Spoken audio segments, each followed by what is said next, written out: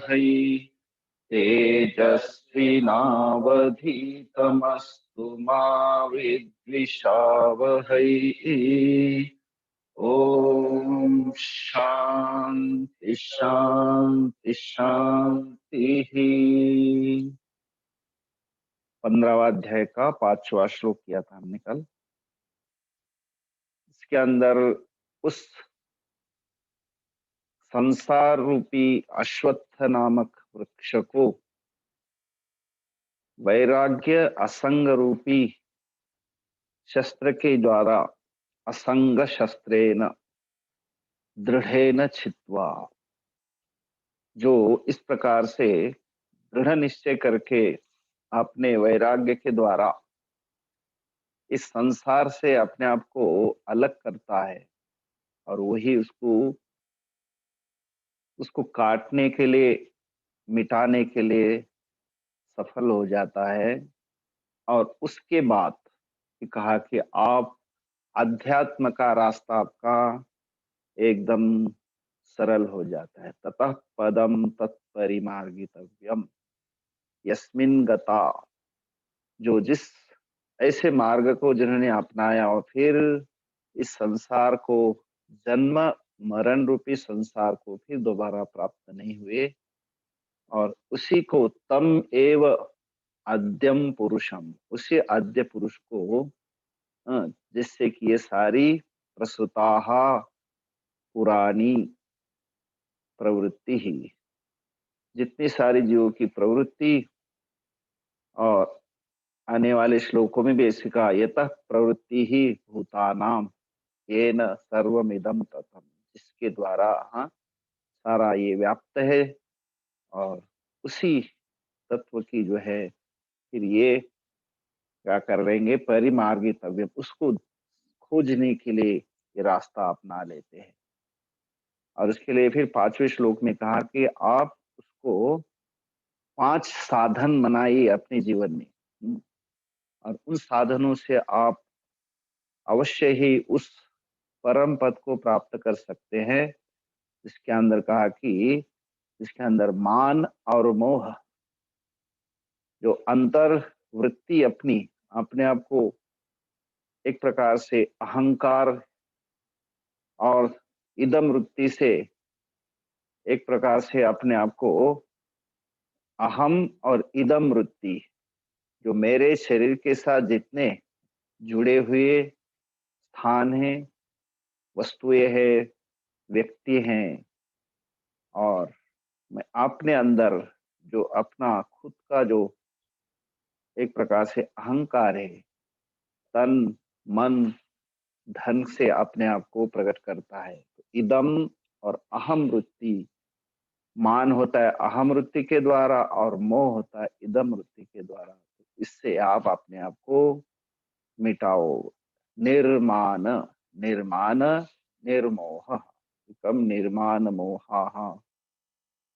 और जिन्होंने संग नामक दोष को जीत लिया है, जीवन में कभी ऐसी व्यसन हो जाते जिसके अंदर आदमी उसके बिना नहीं रह पाता, तो जिन्होंने अपने आप को उस संग के दोषों को जीत लिया है, वो एक दूसरा साधन। और तीसरा साधन कहा कि आप जब बहिरंग से अंतर्मुख हो जाते हैं, तो आपको अंतर्मुख बनाए रखने के लिए अध्यात्म की निरंतर एक प्रकार से क्या साधन करना चाहिए। अध्यात्म नित्याह, जो ग्रंथ, जो शास्त्र, जो आचार्य हमें अध्यात्म के बारे में समझाते, उसके अंदर निरंतर अपने आप को नियमित रूप से किसी न किसी रूप से आपको जुड़े रहना चाहिए। होता क्या है कि देखा जाता है कि डॉक्टर ने किसी व्यक्ति को कहा कि तुम जो है सर्दी के टाइम में अच्छा जो है रोज 1-2 चम्मच क्या करो, च्यवनप्राश का है ना सेवन करो। तो उस व्यक्ति को एक डिब्बा ला के दिया 2 किलो का, और उस व्यक्ति ने कहा कि यार रोज रोज की झंझट क्या है, मैं तो एक ही दिन जो है उसको खा लूंगा।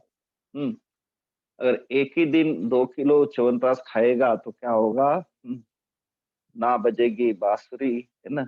ना बजेगा बाँस, है ना? तो इस तरह से नियमित रूप से नित्याहार हर एक साधन नियमित रूप से किया जाए और खास करके अध्यात्म के लिए, क्योंकि अनादि काल से हमारे अंतःकरण में बड़े संस्कार वो हमको बहिरंग बना देते थे, इसलिए नियमित रूप से अपने आप को अध्यात्म के प्रति अपना एक साधन बनाना चाहिए। अध्यात्म नित्याः विनिवृत्त कामाः। तो कामनाओं को पूरा करने के लिए आप कितना भी उपभोग करो, न तु जातु काम कामानाम उपभोगे न शाम्यति। हविषामर्त्मेव भूयो अभिवर्धते। अगर आप आग के अंदर ईंधन डालेंगे तो वो शांत नहीं होगी बल्कि बल्कि बढ़ेगी। तो कामनाओं को अगर पूरा करना है तो आप भोग के द्वारा उसको पूरा नहीं कर सकते, तो इसलिए कामनाओं से अपने आप को विनिवृत्त कामाः, और विवेक के द्वारा आप उनसे अलग हो सकते हैं। और द्वंद्वैः विमुक्ताः, जो जीवन के अंदर द्वंद्व है, सुख दुख पाप पुण्य राग द्वेष स्वर्ग नरक आदि जो है, जो शीत उष्ण आदि आदि जितने सारे द्वंद्व है, उससे जीवन में वो से प्रभावित नहीं होते। द्वंद्व ही विमुक्ताः। और द्वंद्व क्या है? सुख दुख संगे ही, सुख दुख नामक ऐसे द्वंद्व से वो मुक्त हो गए। तो ऐसे पंच साधनों के द्वारा अपने आप को, जब व्यक्ति उसके लिए क्या होता है, उसके लिए योग्य होता है, तो फिर भगवान कहते अमूढ़ाहा, फिर उनके अंदर मूढ़ता नहीं रहती, विवेकी बन जाते हैं। तो फिर तत् अव्ययम पदम गच्छन्ति, उस अव्यय पद को प्राप्त करते हैं। उसके बाद में कहा कि कौन सा है अव्यय पद? तो उसको छठे में कहा कि जहां ना तो सूर्य प्रकाशित करता है जिस पद को, ना तो चंद्रमा, ना तो ये आपकी अग्नि। और जहां जाने के बाद यद गत्वा, जहां जाने के बाद फिर न निवर्तन्ते, हाँ, फिर वापिस आने की आवश्यकता नहीं। तो ऐसा जो स्थान है, तद्धाम परमम मम, वो मेरा अपना स्थान है। धामना येन सदा निरस्त गुहकम सत्यम परम धीमहि। वो जो मेरा घर है, मेरा धाम है, वैष्णवम पदम न तत्र सूर्यादि भासयते।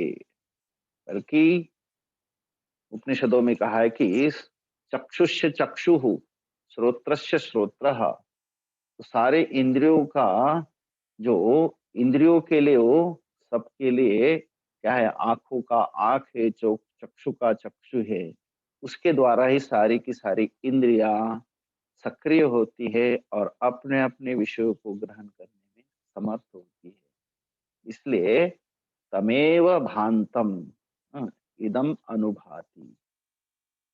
अगर सूर्य प्रकाशित हो रहा है और मेरी आंखें बंद है, तो मुझे सूर्य का प्रकाश अनुभव नहीं होगा। और फिर अगर अपने अंदर जो तेज है, उस आंखों के द्वारा, उस आंख भी है, आंख भी खुली है, लेकिन वहां अगर अंदर चेतना नहीं है, मानो जिसकी चेतना निकल गई है, मानो किसी मृत शरीर की आंखें खुली है, लेकिन उसको भी, उस प्रकाश को वो प्रकाशित नहीं कर सकता। क्यों? सूर्य होने के बावजूद भी, कि जो प्रकाश करने वाला वो वहां नहीं है। कहने का मतलब, मेरे अपने द्वारा ही पहले मैं मेरे आंखों के माध्यम से उस सूर्य को देख सकता हूँ, दर्शन कर सकता हूँ। मतलब अनुभूति पहले अहम भामी, फिर चक्षु के द्वारा सूर्यम अनुभूति। तो कहने का मतलब, जितनी सारी प्रकाशमान वस्तुएं वो मुझे तभी प्रकाशित करती है जब मेरा अपना प्रकाश हो। तो वो अपना प्रकाश को यहाँ कह रहे कि येन सर्वम इदम अनुभाति। अब इसके आगे कहते हैं कि जहां जाने के बाद फिर लौटना नहीं होता है ना, यद गत्वा न निवर्तन्ते। तो यहाँ प्रश्न करते हैं कि जहां जहां गति होती है वहां अगति भी होती है। जो जाएगा तो वापस आएगा। और एक संस्कृत में कहा जाता है संयोगा विप्रयोगांता इति प्रसिद्धम। जो संयोग होता है फिर दोबारा वियोग में परिणत हो जाता है। दो हाथ साथ में लाते तो फिर दोबारा अलग हो जाएंगे। इस प्रकार से कई जाते तो मतलब वापस आते होंगे। तो ऐसी जो प्रसिद्ध कथम, ऐसा जो नियम है, तो उसके बाद में तद्धाम गतानाम नास्ति निवृत्ति ही, वो वापिस नहीं आते। इसके लिए यहाँ प्रश्न करके इसी को 7वें श्लोक के अंदर उसका क्या एक उत्तर समझते हैं, उसका कारण क्या है। 7वां श्लोक, ममैवांशो जीवलोके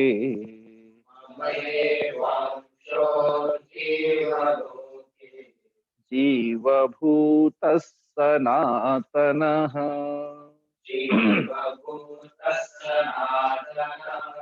मनःषष्ठानीन्द्रियाणि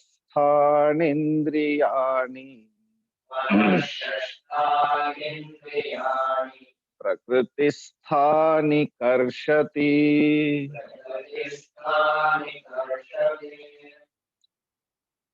तत्र शृणु कारणम, जहां जाने के बाद वापस नहीं आती उसके लिए कारण यहाँ पर समझो।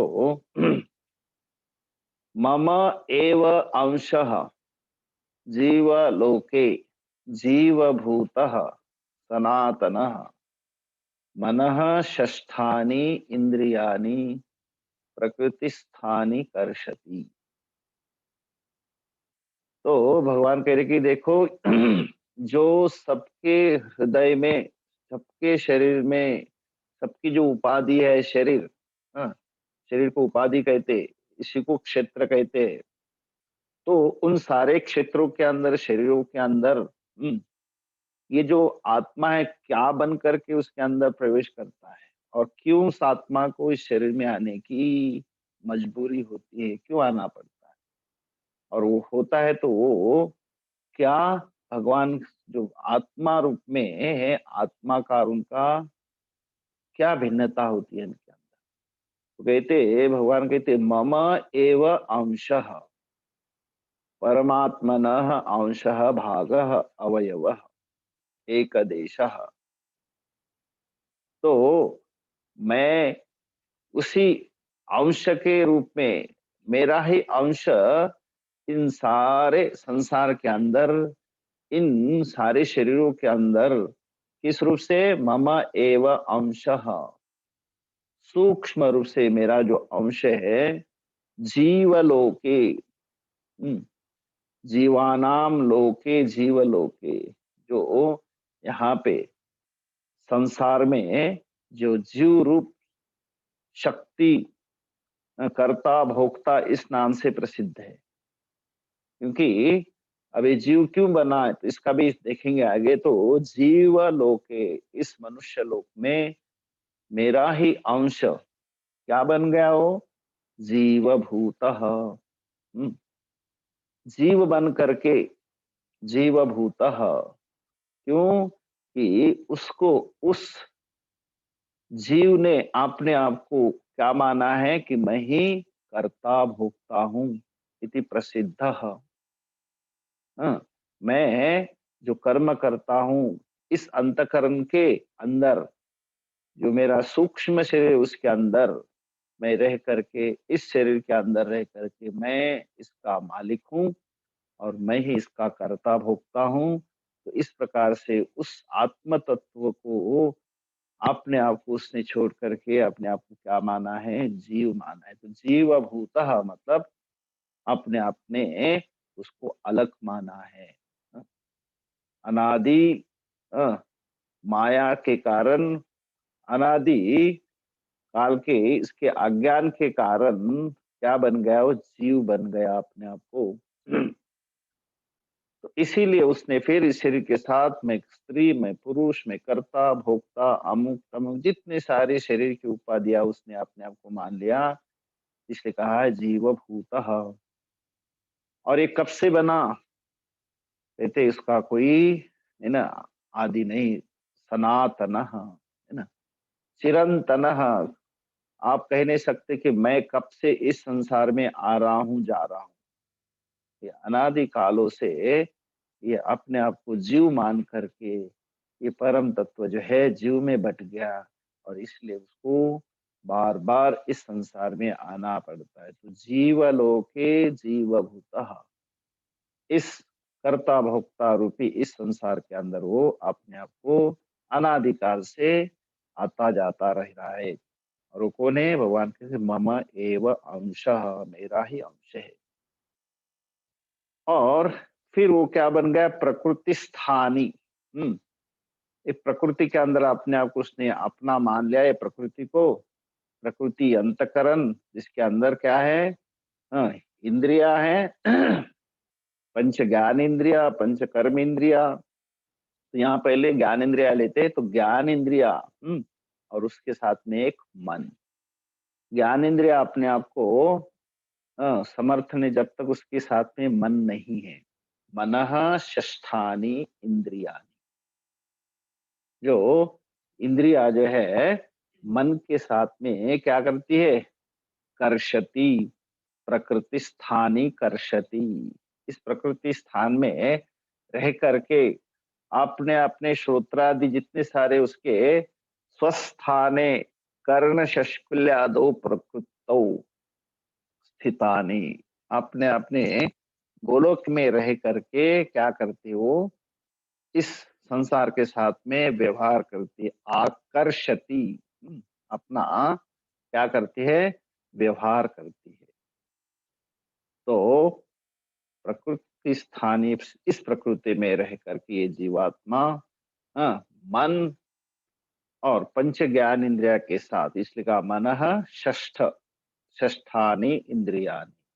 छठा छठी जो इंद्रिया है वो मन है, उनको साथ में लेकर के इस प्रकृति में रह करके कर्षति, इसके अंदर आकर्षति, इंद्रियों के साथ आकर्षण करता रहता है, बाह्य बाह्य विषय और अंदर की इंद्रिया, और साथ में होता है मन। मन नहीं हो तो कोई भी कार्य सही रूप से ये इंद्रिया नहीं कर सकती। आप आंखों से कोई चीज देख रहे हैं, लेकिन मनोरम वहां नहीं है, तो क्या होगा, केवल वो एक्सरसाइज होगी, वहां पे कोई भी आपको लाभ नहीं। इसलिए किताब हाथ में लेते, परीक्षा के दिन है, लेकिन दिमाग में उतल पुतल चल रही है, आधा दिमाग यहाँ आधा दिमाग और कहीं, तो क्या होगा, आपने भले ही आंखों से आंख फाड़ फाड़ करके देख रहे, लेकिन मनोरम वहां नहीं है, तो क्या होगा, कुछ हासिल नहीं होता। तो इसलिए मन के साथ ये इंद्रिया जो है ज्ञान इंद्रिया प्रकृति स्थानी अपने आप में इस अंतकरण के स्थान में क्या करती है, बाह्य विषयों के साथ कर्षति, एक व्यवहार करती है, लेन देन का व्यवहार करती है। तो अब इसलिए इसलिए कहा है कि ये जीवात्मा, सनातन जीवात्मा इस जीवभूत जीवलोके, इस संसार में जीव बन करके हाँ, और वो क्या है, मम एव अंश, मेरा ही अंश है। और वो जब तक रहेगा तब तक जो है वो अपने स्वरूप को नहीं जान पाएगा, है ना।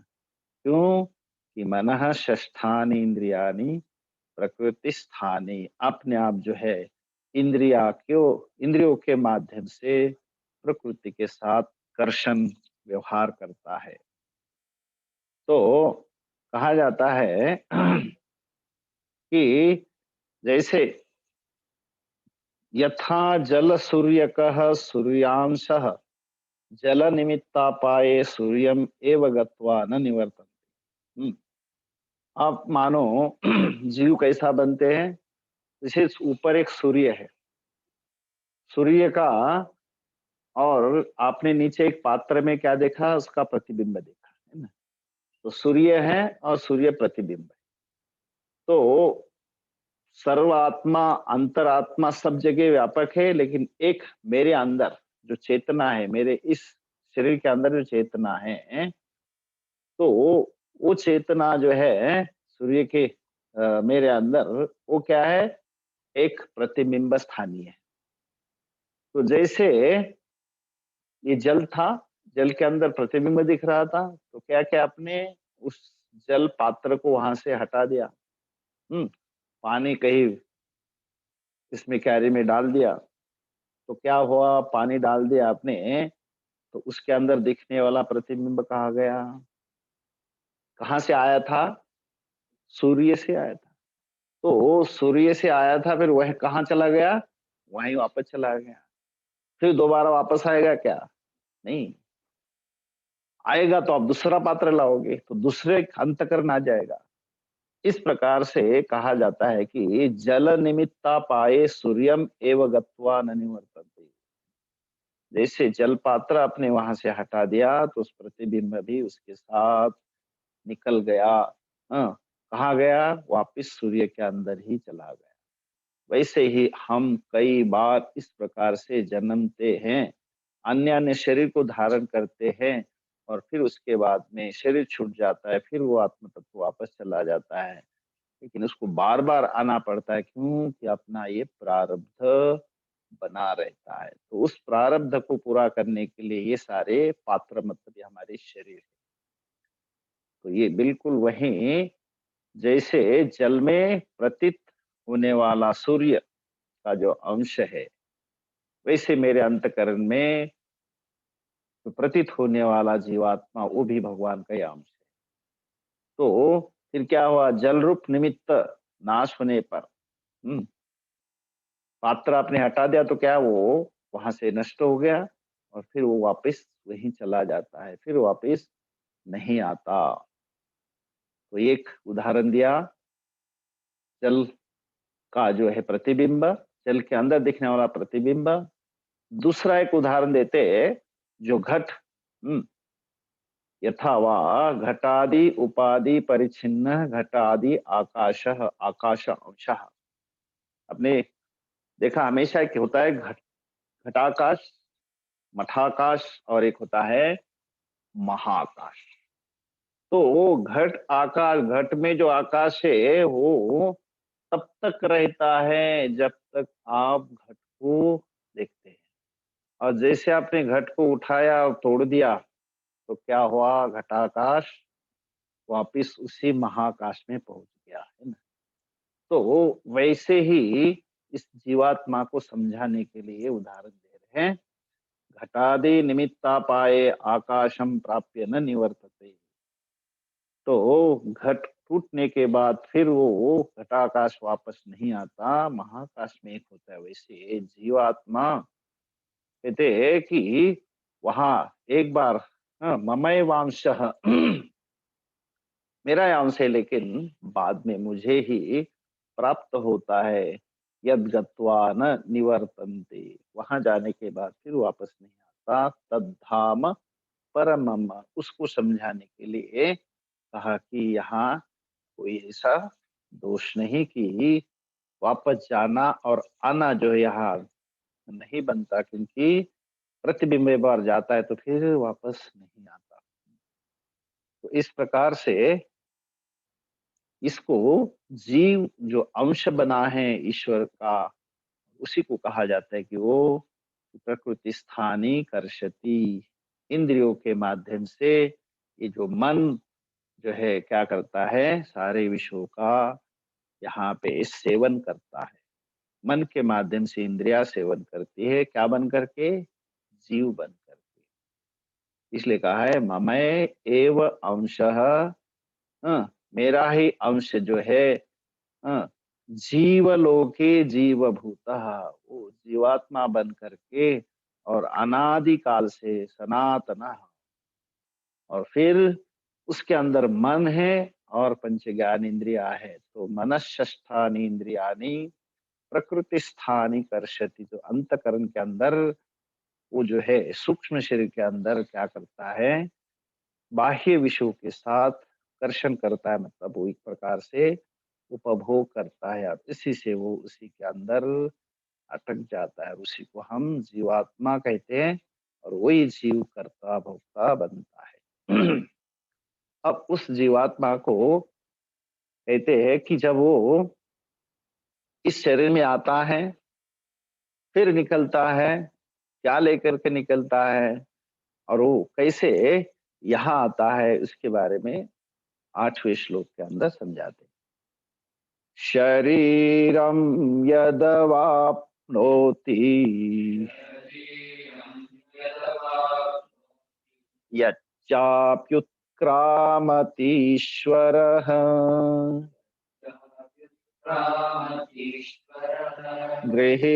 गृहीत्वैतानि संयाति वायुर्गन्धानि वाशयात्। शरीरम यत् अवाप्नोति यच्च अपि उत्क्रामति ईश्वरः गृहीत्वा एतानि संयाति वायुः गन्धान् इव आशयात्। शरीरम यत् आपनोति यच्च अपि उत्क्रामति ईश्वरः। तो यहाँ जो ईश्वर शब्द है यहाँ जीव के लिए आया है, देहादि संघात स्वामी जीव। तो पहले कहिए यत् उत्क्रामति। उत्क्रामन कैसा होता है, पहले शरीर में आया और शरीर जब अंतिम छूट जाता है, अंतिम श्वास लेता है तो क्या हो गया, यहाँ से वो निकल गया, उत्क्रामनम किया, उत्क्रमति मतलब यहाँ से निकल जाता है ना। शरीर आया था और फिर निकल गया, फिर दोबारा फिर क्या किया, यत शरीरम आपनोति, इस शरीर को प्राप्त करता है। तो अब पहले ये कहिए कि शरीर प्राप्त करता है और फिर यहां से निकलता है। तो इस जीवात्मा का ये गमनागमन चलता रहता है।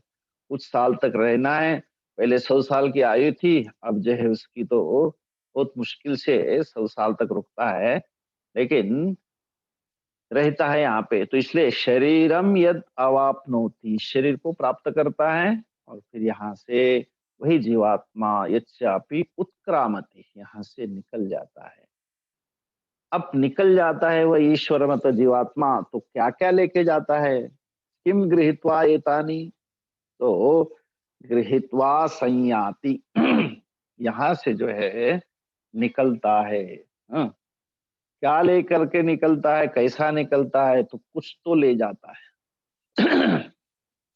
कैसे ले जाता है, कोई स्थूल चीज तो है नहीं। इसलिए हम जीवन में बहुत सारी चीजें इकट्ठा करते हैं, लेकिन वो स्थूल चीजें आप साथ में नहीं ले जा सकते, क्योंकि आप खुद ही, आपका स्वरूप स्थूल नहीं, आपका सूक्ष्म शरीर है, सूक्ष्म आपका स्वरूप है। तो लेकिन ले तो जाते हैं, जो पूंजी इकट्ठा करते हैं यहाँ पे वो ले जाते हैं, लेकिन ध्यान देना वो सूक्ष्म रूप से ही ले जाता है ना। आपकी कीर्ति है वो आपके साथ चली जाएगी और बदनामी भी आपके साथ चली जाएगी, इन द सेंस मतलब पुण्य भी जाएगा और पाप भी जाएगा। तो कहते गृहीत्वा, यहाँ से ले जाता है। गृहीत्वा एतानी, इनको ले जाता है, संयाति, साथ में जाता है। तो कैसे ले जाता है, उदाहरण दिया कि आप भले सूक्ष्म हो लेकिन सूक्ष्म चीज को ले जा सकते हैं। जैसे हवा किसी बगीचे से आती है और उस बगीचे में खिले हुए फूलों की क्या लेती है, ले आती है, खुशबू, सुगंध, है ना, उसकी महक लेके आती है। तो और आगे ले जाके दूसरों को देती है ना। तो वायु गंधान इव आशयात, वायु जो है आशयात है ना? पुष्पों से क्या लेती है? गंधान, है ना? तो उन सुगंध को ले आती है वायु। तो जैसे हवा पुष्प की सुगंध लेकर के अन्य आगे जे ले जाती है और देती है, वैसे ही, ठीक वैसे ही ये जीवात्मा अपने किए हुए कर्म को, पाप हो पुण्य हो, उसको लेकर के यहाँ से उत्क्रामति ईश्वर, यहाँ से वो निकलता है। और फिर उसको जब का कर्म जो है और शेष रहता है, उस प्रारब्ध के रूप में इसको भोगना होता है। तो फिर वो जो है आगे जा करके फिर अपना क्या छोड़ता है, वहां पे दूसरा एक अपना ग्रह छोड़ देता है, वहां पे खोल देता है, दुकान बना देता है। फिर वहां उसकी दुकान लगती है लेन देन की, और वो वहां पे अपना फिर व्यवसाय चालू करता है। तो गृहीत्वा संयाति ले जाता है। तो इतना समझिए, शरीरम यद आपनोति ईश्वर, मतलब जीवात्मा जो शरीर को प्राप्त करता है, चाहे मनुष्य हो, चाहे प्राणी हो, चाहे पशु हो, चाहे पक्षी हो, जो भी, तो फिर कुछ दिन होने के बाद यच्च उत्क्रामति, फिर यहाँ से वो निकलता है, शरीर को छोड़ देता है। और जो निकलता है तो क्या ले जाता है? तो जो किए हुए कर्म जो है वो यहाँ से ले जाता है। गृहीत्वा एतानि संयाति, ले जाता है। ठीक जैसे पुष्प खुशबू को ले जाता है, वैसे ये जीवात्मा अपने किए हुए कर्म को यहाँ से ले जाता है।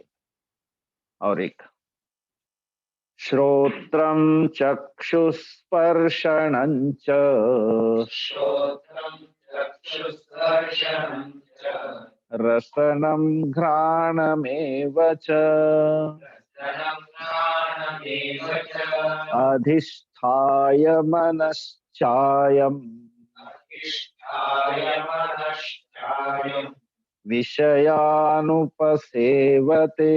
विषयानुपसेवते। तानि च तानि, पुनः। तो पहले कहा था कि मनष्ठानि इंद्रियानि, तो कानि तानि इंद्रियानि, कहते हैं श्रोत्रम चक्षुः स्पर्शनम रसनम घ्राणम। हम्म, तो देखने वाला चक्षु, सुनने वाला श्रोत्र, स्पर्श करने वाली त्वक, और रसना का आनंद लेने वाली रसना जिह्वा, और नाक से हम लोग क्या लेते, सुगंध दुर्गंध लेते हैं, घ्राण। ये सारे के सारे जो है पंच ज्ञान इंद्रिया कहलाती।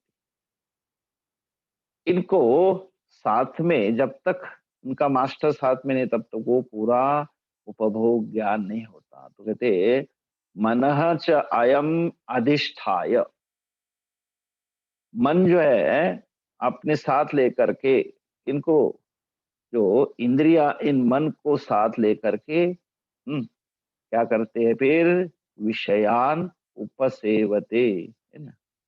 कौन सी विषय है? जैसे श्रोत्र है तो क्या, कौन सा विषय वो करेगा? शब्द का। चक्षु है तो रूप का। स्पर्श है तो त्वक, है ना? त्वक जो है स्पर्श का। और जिह्वा है रसना का, है ना, रस का। और घ्राण जो है गंध का।